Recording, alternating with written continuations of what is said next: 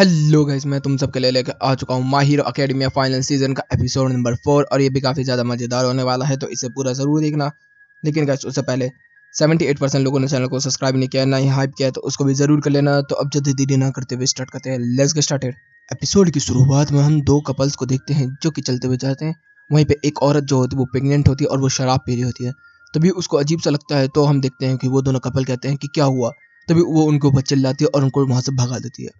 तभी हम देखते हैं उसके गर्भ के अंदर दो बच्चे होते हैं।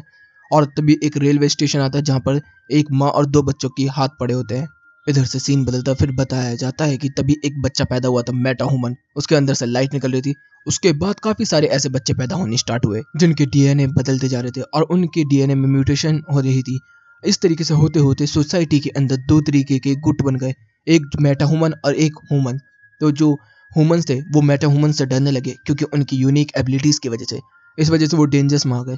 इसलिए मेटा ह्यूमंस ने भी अपने गुट्स बना लिए ह्यूमन से फाइट करने के लिए।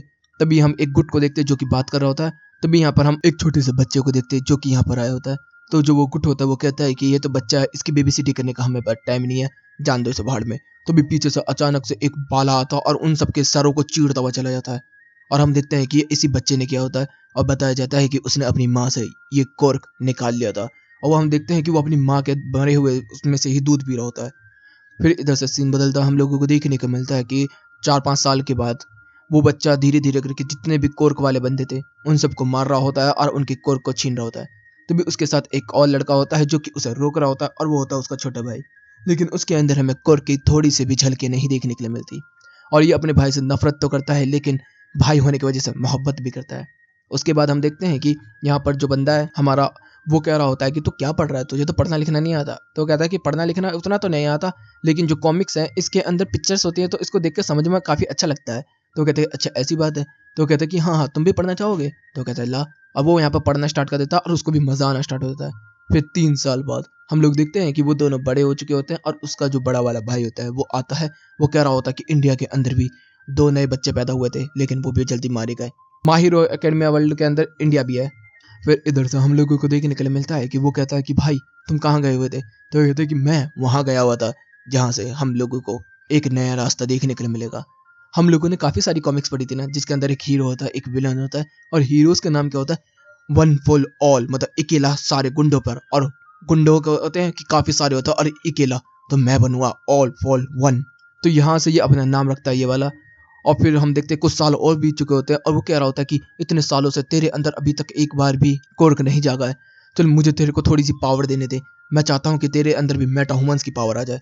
और हम देखते हैं कि वो उसका मुंह पकड़ लेता है और कहता है कि ले मेरी पावर ले, यूरिची।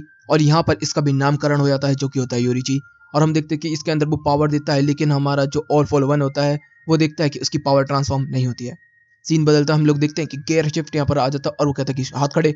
तो भी वो देखते हैं योरिची यहाँ पर पड़ा होता है, तो वो उसको वहां से बचा के निकालना स्टार्ट कर देता है। लेकिन जो ऑल फॉर वन होता है वो इन लोगों के पीछे पड़ जाता है और वो कह रहा होता है कि मेरे भाई, मैं तुझे मदद देना चाहता था, तुझे मेटा ह्यूमन बनाना चाहता था और तू मेरे साथ ही गद्दारी कर रहा है।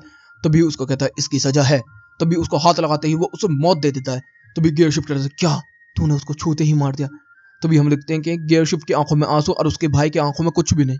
इधर से सीन बदलता हम लोगों को देखने के लिए मिलता है कि ऑल फॉर वन जो होता है वो एक जगह पर बैठा होता है और कह रहा होता है कि जब मैं उसे अपनी पावर दे रहा था तो उसके अंदर वो पावर नहीं जा रही थी।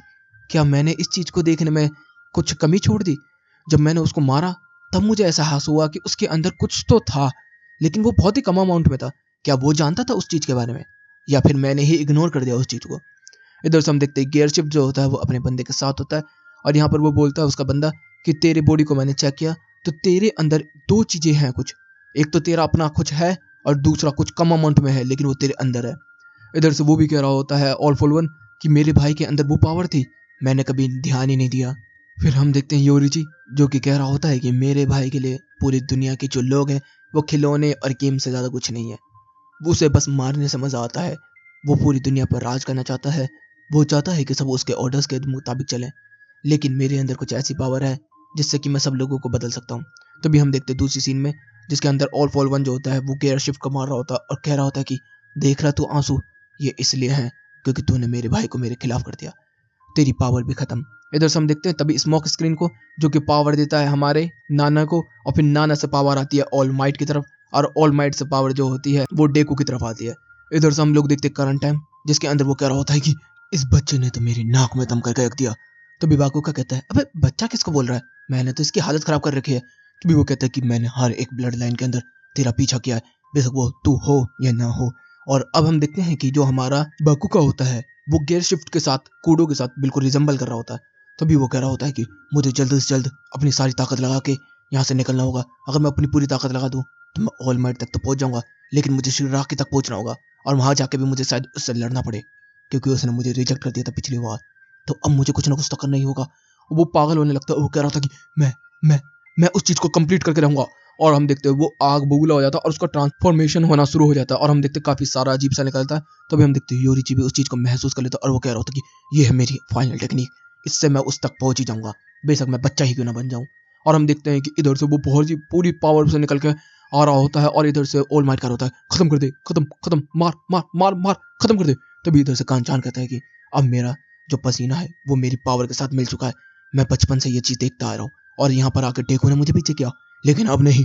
और वो फाइनल अटैक के लिए इधर से तैयार हो जाता है। उधर से हम देखते हैं कि ऑल फॉल वन आता है और इधर से डेकू जो होता है वो फाइनल अटैक अपना शूट कर देता है, जिससे कि ऑल फॉल वन के मुंह में आग लग जाती है और वो वहीं पर गिर पड़ता है। तभी ऊपर से यहाँ पर बाकुगा गिर रहा होता है और हम देखते हैं यहाँ पर ऑल फॉल वन कहता है कि मैं तुझे खत्म कर दूंगा बच्चे, तू मेरा कुछ नहीं बिगाड़ पाएगा। लेकिन तभी हम देखते हैं कांचन कहता है कि मैं आखिरकार उस चीज को कंप्लीट करके रहूंगा जो मैंने अधूरा छोड़ा है। उधर से ऑल फॉल वन भी कहता है ये मेरी स्टोरी है, तू कुछ नहीं कर सकता। इधर से वो कहता है ये तेरी स्टोरी नहीं है, ये हर एक उसकी स्टोरी है जिसने हमारे साथ मिलके तुम जैसे से लड़ाई करनी स्टार्ट करी है। और हम लोगों को देखने मिलता कान चांद जो होता है वो ब्लास्ट पे ब्लास्ट, बूम बूम बूम, ओ भाई मतलब जलाकर राख करता चला जाता। और इधर से हम लोगों को देखने को मिलता इतना तगड़ा एक्सप्लोजन कहता और कहता है ये कहानी है हम लोगों की। और इधर से हम देखते हैं कि अब ऑलफुल वन जो होता है वो अपने उन लोगों के पास पहुंच जाता है जहां पर उसने कोर्क एब्जॉर्ब किया था। और यहाँ पर हॉक भी कह रहा था अरे मरने के बाद ऐसा लगता है, मुझे नहीं पता था। इधर से कांचान भी कह रहा होता है कि मुझे ऑल माइट ने केवल ये आर्मर दिया था और वो भी अब खत्म हुआ, अब मैं अपनी पूरी ताकत लगा के तुझे भी खत्म कर डालूंगा, ये है मेरा फाइनल एक्सप्लोजन। और वो फाइनल एक्सप्लोजन कर देता है जिससे कि हम देखते हैं जितने भी लोग होते हैं सब देख रहे होते हैं, यूरिची अपना मुंह फेर लेता है। इधर से बहुत बड़ा ब्लास्ट होता है और हम देखते हैं कांचान के मुंह से खून ही खून निकल जाता है, वो भी धीरे से आके गिरता है। इधर से शिरोराकी भी कह रहा होता है कि फाइनली वो खत्म हुआ। लेकिन तभी हम लोग को दिन मिलता है, वो कह रहा होता है इधर से ऑल फॉर वन कि मुझे फिर से शिरोराकी से मिलना होगा, मैं उसके बॉडी पे फिर से कब्जा कर लूंगा, उसके माइंड पे कब्जा कर लूंगा, मैं उससे फिर से मिल जाऊंगा और फिर मैं वापस जिंदा हो जाऊंगा और ये मेरे कंट्रोल में आ जाएगा। और हम देखते हैं कि एक छोटा सा बच्चा बन चुका है यहाँ पर ऑल फॉर वन, और वो घुटनों घुटनों पे चल रहा है।